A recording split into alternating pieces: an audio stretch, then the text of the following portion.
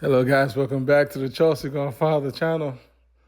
Please subscribe for regular Chelsea updates. Sorry, guys, I'm breathing a little bit. I just jumped off the treadmill, but Noni, Madueke to Arsenal. It's signed, sealed, and delivered. The gift that keeps on giving. Arsenal FC is to Chelsea as Chelsea is to Brighton.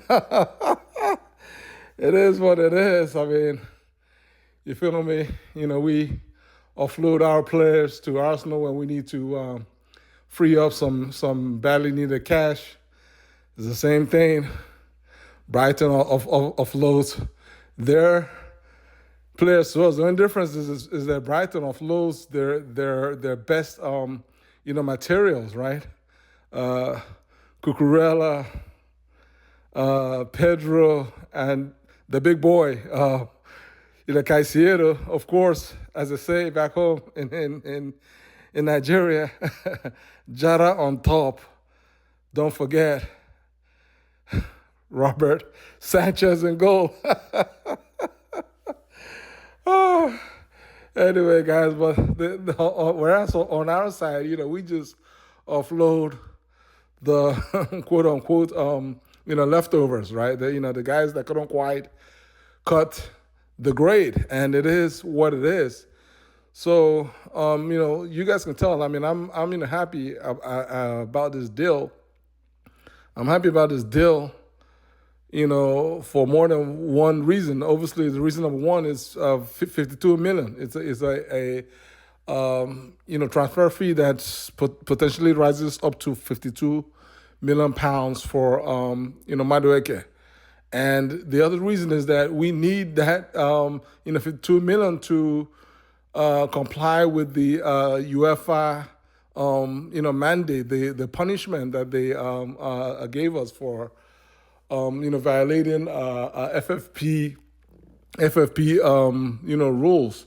And in order to comply, we're supposed to shed our players, at least players from our last UEFA club. So our last UEFA squad, which our last squad was pretty much the squad that we used to win the conference league, and so Noni was part of that squad, and we are supposed to raise 60 million pounds, and so this 52 million, obviously not all 52. I don't know whether it's 45 plus 7 or 50 plus 7 is or 50 plus 2 is anybody's guess. But at least a good a chunk of that will go a long way towards solving that 60 million pound hole, and allow Chelsea to then register all of the players that we have signed this window so far, the likes of,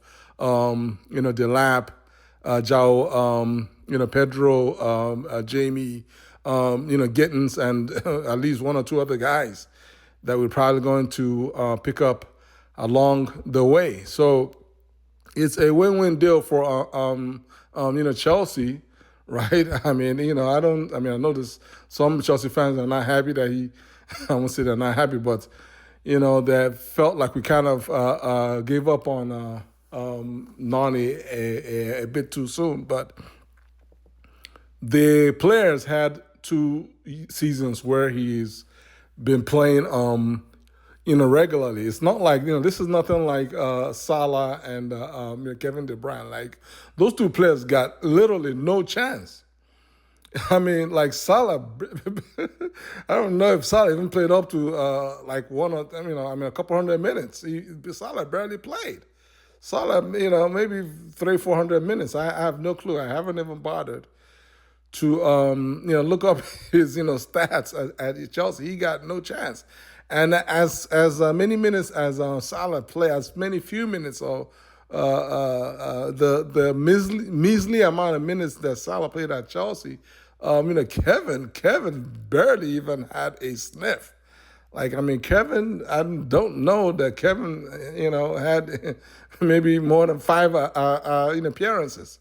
So, again, I will look up these stats and see what the actual numbers are. But in any event, this is different, right? For me, I mean, in as much as I'm not, again, I will not classify myself as a hater of Nani. I don't hate Nani. In my Nani video or videos that I've made with regards to this transfer, I've always said that I actually like his game. I like his one-on-one skill, and I prefer Noni type wingers who are fearless and always like to go past their marker. But the flip side of it for me is, he's kind of given a bit of Raheem Sterling vibes.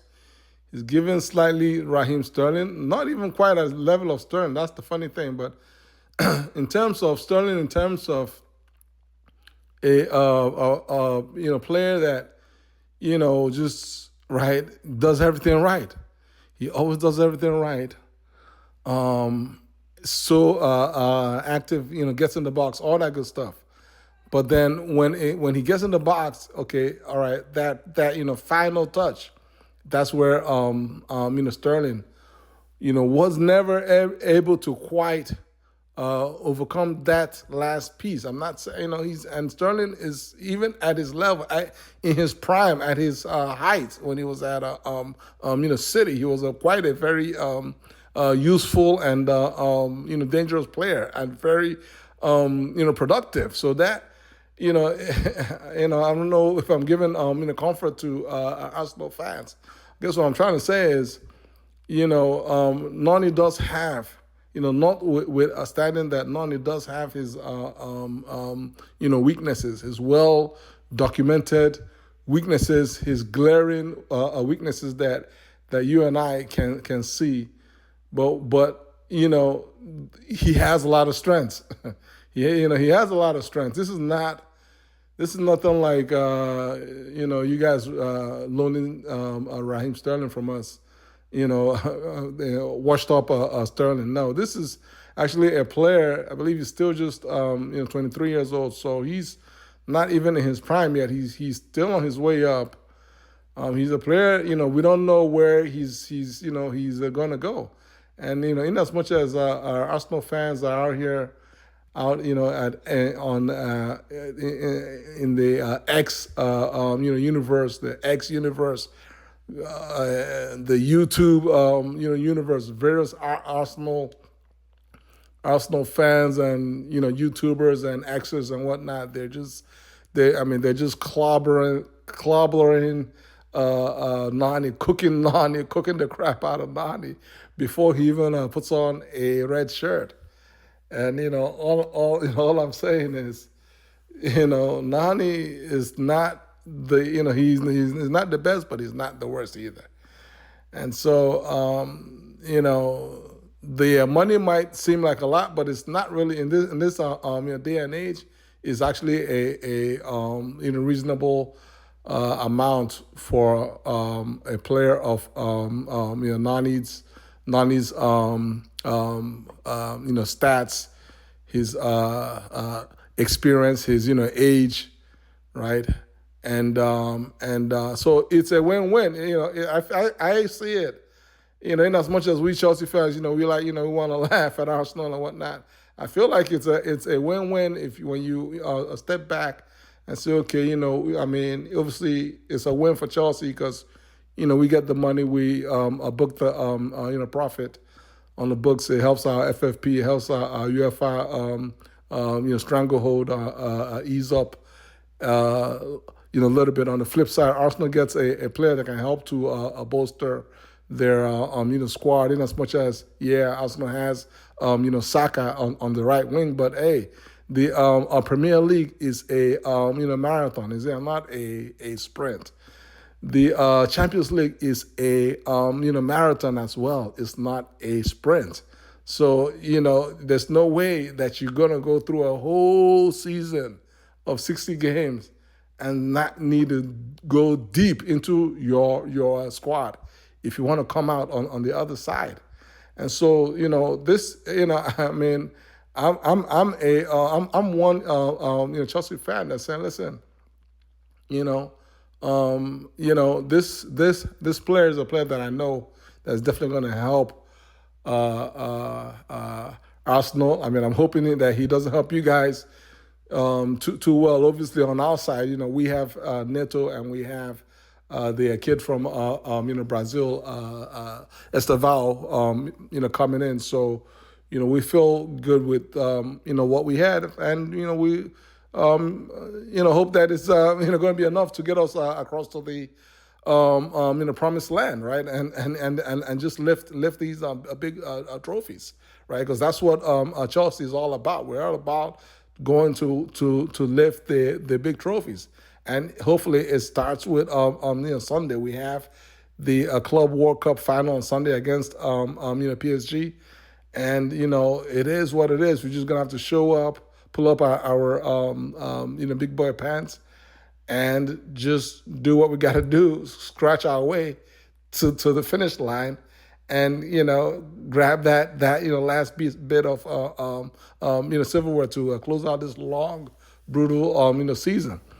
And moving along, the next player to talk about is Nicholas Jackson. Nicholas Jackson has somehow gone from first choice striker all the way down to third choice striker. And unlike Noni, unlike Noni, who pretty much told the coach that he's ready to leave Chelsea, which is crazy.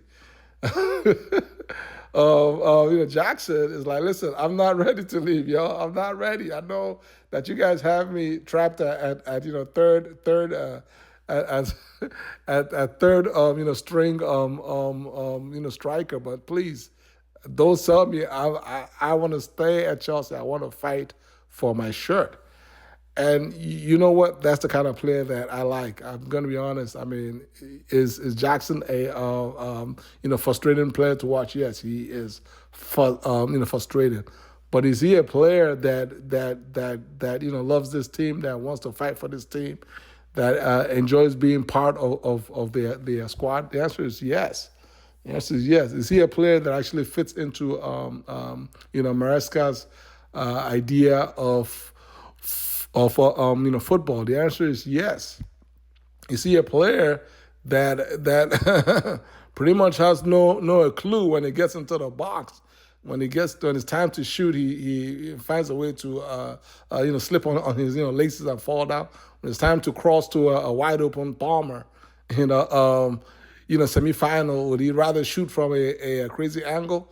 Well, the answer, unfortunately, is also yes. I mean, Jackson is all those kind of players, and that's the issue with Jackson. He does a lot of things that just makes you clap for him. And just as you're about to get nice and comfortable watching him, then boom, he'll do something silly and get a crazy red card, and just literally put his whole team and the whole result in jeopardy.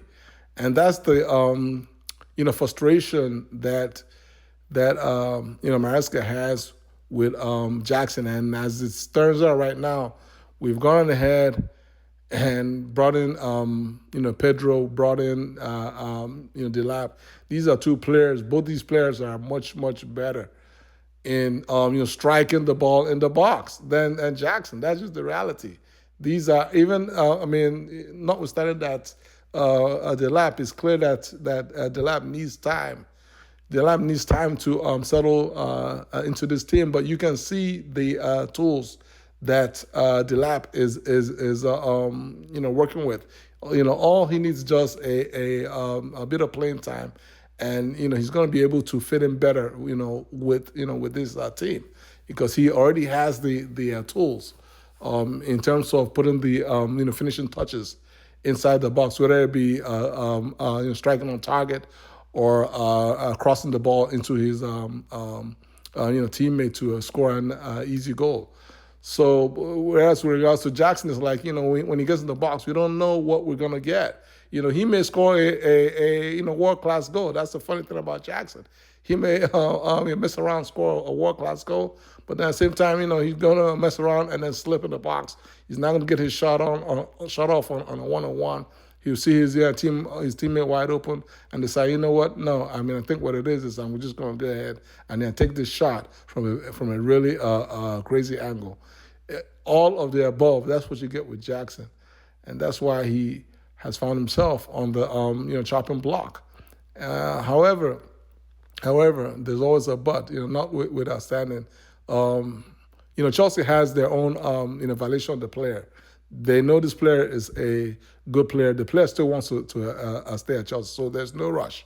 And so therefore, Chelsea has gone ahead and put a massive £100 million valuation on Jackson. So guys, if you guys want him, if there are any clubs out there that wants Jackson, you all know, you have, you cannot be like AC Milan and start bidding at 30 million because Bowley is not going to answer the phone call, right? You're gonna have to bring your hand up if you want to talk about Jackson, right? And again, if Leverkusen can with a straight face value a Kitike at 100 million euros and refuse to negotiate, well then guess what? Jackson is worth £100 million. That's all I have today. How do y'all feel? Like this video, share this video, subscribe to my channel. God bless you guys. Peace.